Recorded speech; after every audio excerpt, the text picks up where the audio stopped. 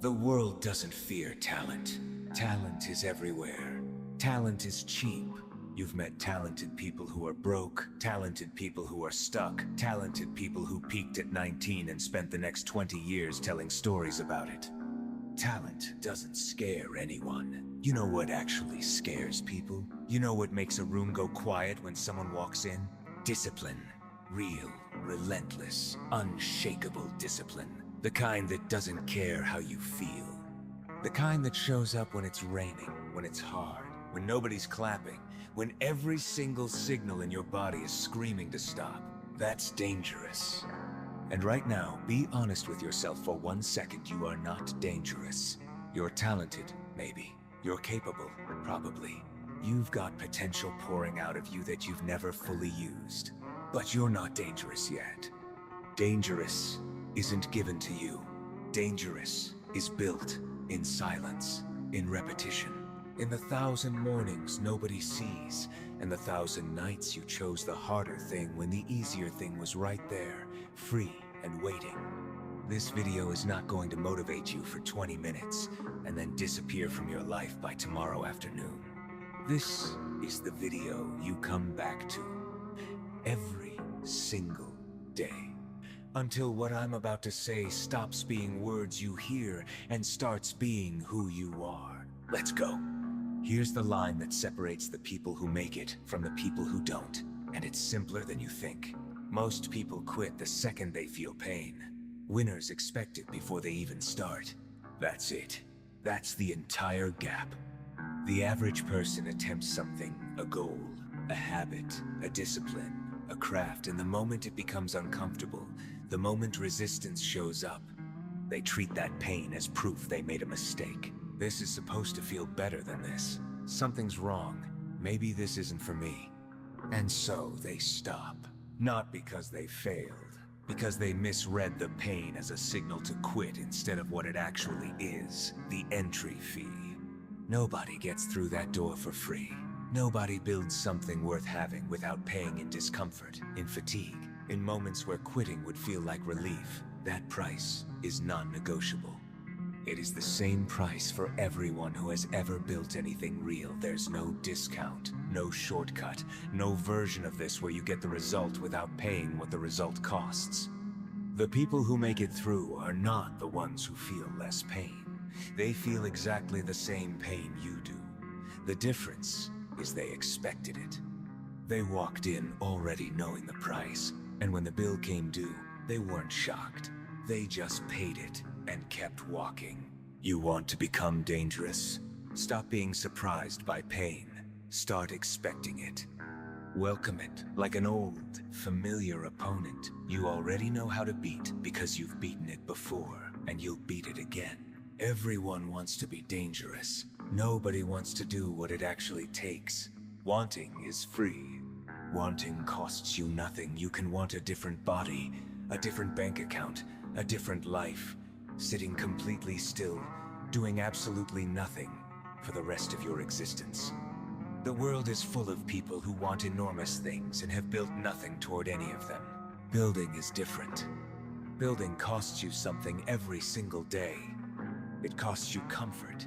It costs you the easy version of the evening. It costs you the identity you've been hiding behind. I'm just not that disciplined. I work better under pressure. I'll start when things calm down. All of it has to die before something dangerous can be built in its place. Here's what nobody tells you about that trade. It's not actually a fair trade in the moment. The cost comes first, every single time. You pay before you see anything in return. You wake up early for weeks before you feel any different. You train for months before your body changes in a way anyone can see. You work in silence for years before anyone outside your own head even knows you're trying. This is exactly why most people don't make it past the first few weeks. They expect the trade to be immediate, pay a little, get a little, right away. But discipline doesn't work like a vending machine. It works like compound interest, invisible for a long time. Then suddenly, undeniably, real. If you're only willing to pay when you can see the return immediately, you will never become dangerous. You'll stay exactly where you are, wanting, watching other people build the thing you wanted, wondering why it never worked out for you. It worked out for them because they paid before they saw anything. That's the whole secret. There isn't a second one. I want to talk about the most honest relationship you will ever have, and it's not with another person, it's with yourself. In the moments nobody else witnesses. You know the moments I mean. The alarm at 5 a.m. when nobody would know if you stayed in bed.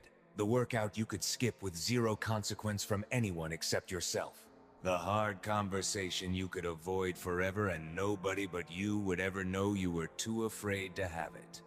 In those moments, there's no audience to perform for, no social pressure to look disciplined, no applause waiting on the other side. Just you, and a decision, and the only witness being the person you have to live inside of for the rest of your life. This is where dangerous people are actually built. Not in the gym with people watching, not in the meeting where everyone's paying attention. In the dark, alone, unwitnessed moments, where the only person keeping score is you. And here's the brutal truth. Most people fail this test constantly, and they get away with it. Because nobody's checking. There's no scoreboard.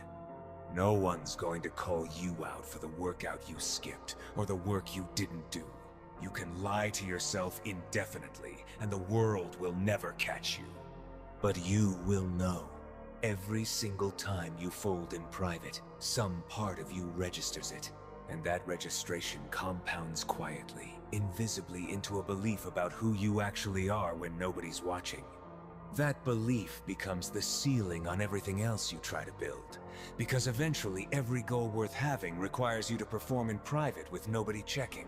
If you can't trust yourself in the dark, you have no business expecting greatness in the light. So start there, not with the big public goal, with the small private moment nobody will ever know about except you. Win that one, then win it again tomorrow. That's the actual foundation. Everything else is just decoration on top of it. Nobody warns you about comfort the way they warn you about failure. And that is a massive mistake, because comfort has killed more potential than failure ever has. Failure is loud. Failure announces itself. You know exactly when you failed. There's a clear before and after, a clear signal that something didn't work. And that clarity, painful as it is, gives you something to respond to. Comfort doesn't announce itself. Comfort creeps in quietly, disguised as a reasonable life. A stable job that pays enough, but asks nothing of you. A relationship that's fine, but doesn't challenge you to grow. A routine that feels safe because nothing in it requires you to risk anything. And the trap is, this comfort feels like success. It feels like you've arrived somewhere good. No stress, no friction, no fear. But ask yourself honestly, are you comfortable because you've already become who you're capable of being? Or are you comfortable because you stopped pushing the moment resistance showed up? Those are two completely different things, and only one of them is something to be proud of.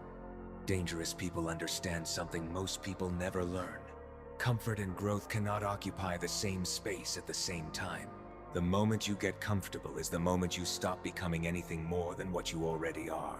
Growth requires friction. It requires the version of you that exists right now to feel slightly insufficient for what you're trying to build, and comfort is specifically engineered by your own nervous system to make that insufficiency go away as fast as possible. If your life feels easy right now, genuinely, consistently easy, no resistance, no edge, nothing pushing back against you, that is not a sign you've made it. That's a sign you've stopped. Let's kill something right now that has wasted more of your time than almost anything else. The idea that you need to feel motivated to take action. You don't. Motivation is an emotion. Emotions are unreliable by design. They shift based on sleep, stress, weather, what you ate, what someone said to you an hour ago. If you are building your entire approach to becoming dangerous on top of something this unstable, you have built your house on sand. And you already know how that story ends. The people who actually become dangerous are not the ones who feel motivated more often than you. They feel exactly as unmotivated as you do, on exactly as many days as you do. The difference, the entire, complete difference, is that they act regardless of what they feel.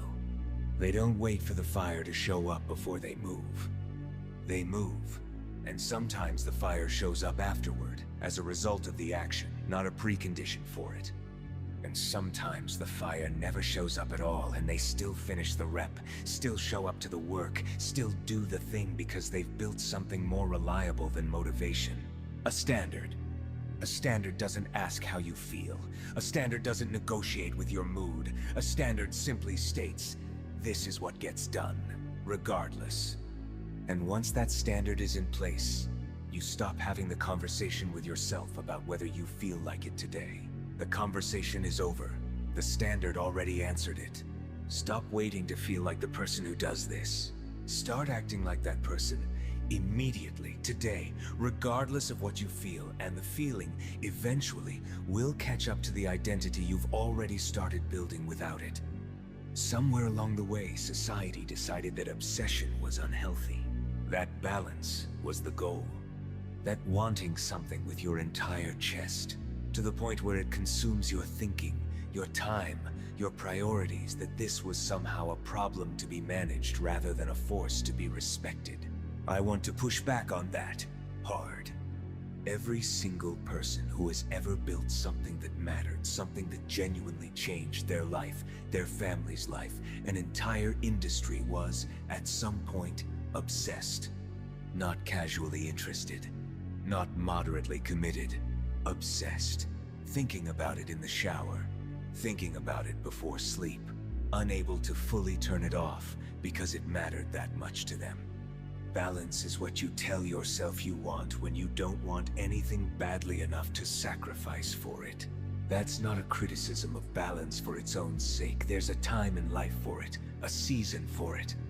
But if you are sitting here, watching this, frustrated that you haven't built the thing you say you want, check whether you actually want it the way you claim to. Because wanting something at the level required to become dangerous at it does not feel like a calm, measured, balanced desire.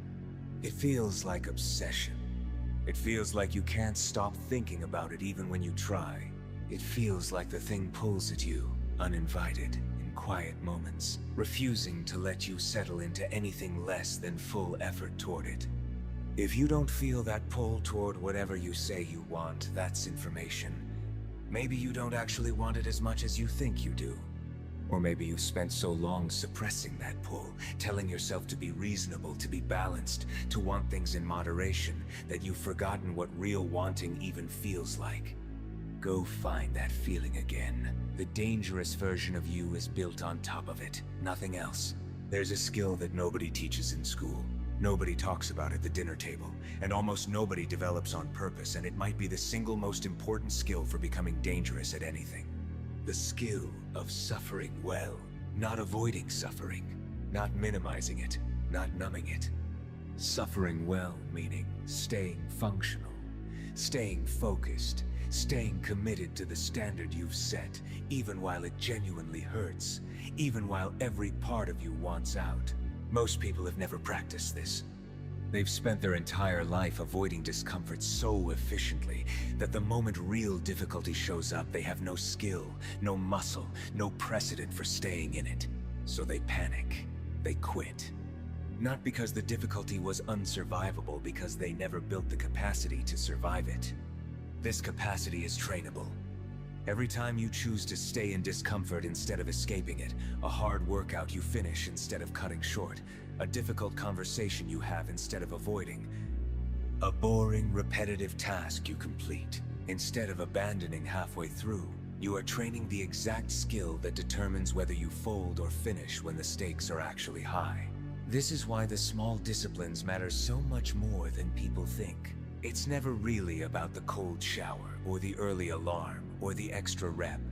It's about what those things are training underneath the surface, your capacity to stay functional inside discomfort instead of needing to escape it.